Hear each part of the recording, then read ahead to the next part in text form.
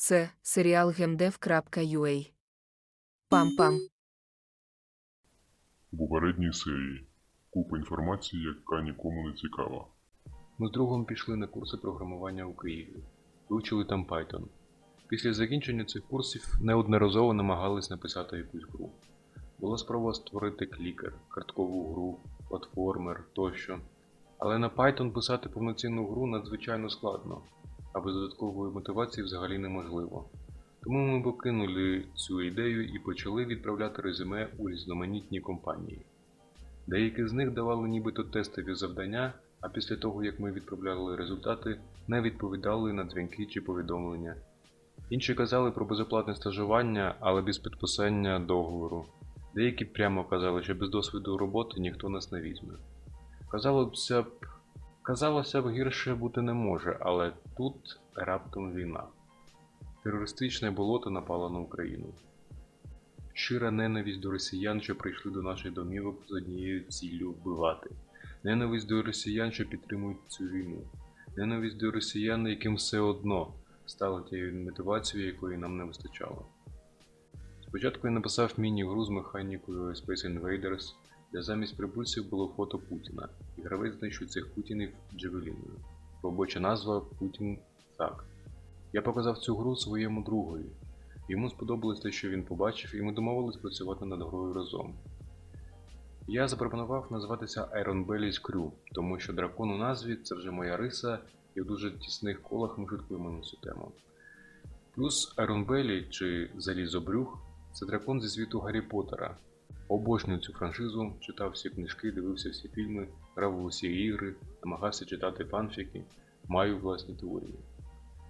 Плюс це не просто дракон зі світу Гаррі Поттера, а дракон зі світу Гаррі Поттера, що живе на території України. Друг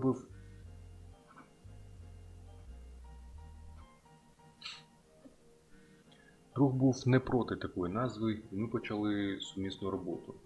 Він додав систему левелів і рахунку. Здавалося б, вже готова гра, але ми розуміли, що можемо зробити більше для неї. Знаєте, як кажуть, не роби добре, роби краще. Тож і ми робили краще і краще і краще. Працювали над нею більше ніж півроку. Вчилися, програмували, писали музику, малювали ілюстрації, робили анімації. Вона розрослася настільки, що її можна було вже не називати міні-грою.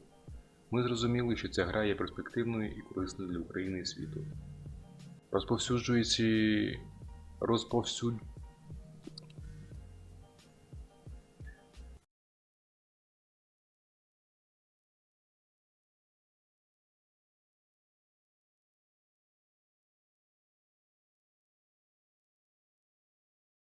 Розповсюджуючи інформацію про війну у світі, ми, по-перше, не даємо забути, через що досі проходять діти України, а по-друге, протидіємо російській пропаганді.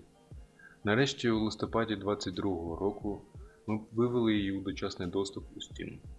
Але з функціоналом Python і нашими навичками малювання вийшло непогано, як для першої бети першої гри, але достатньо погано, як для конкурентоспроможної з величезними конгломератами гри. Ми відразу домовилися відправляти спочатку 30% від продажів до фонду, що допомагає ЗСУ, а потім зі зростом популярності гри підвищувати цей відсоток, бо не хочемо паразитувати на темі війни. Ми вирішили відправляти 15% до фонду Сергія Притули та 15% до фонду Повернись живим. Бо це фонди, яким більш за все довіряють суспільство. Що ж, за півроку ми заробили $24. Це враховуючи те, що більшість цих коштів – це кошти наших родичів та знайомих.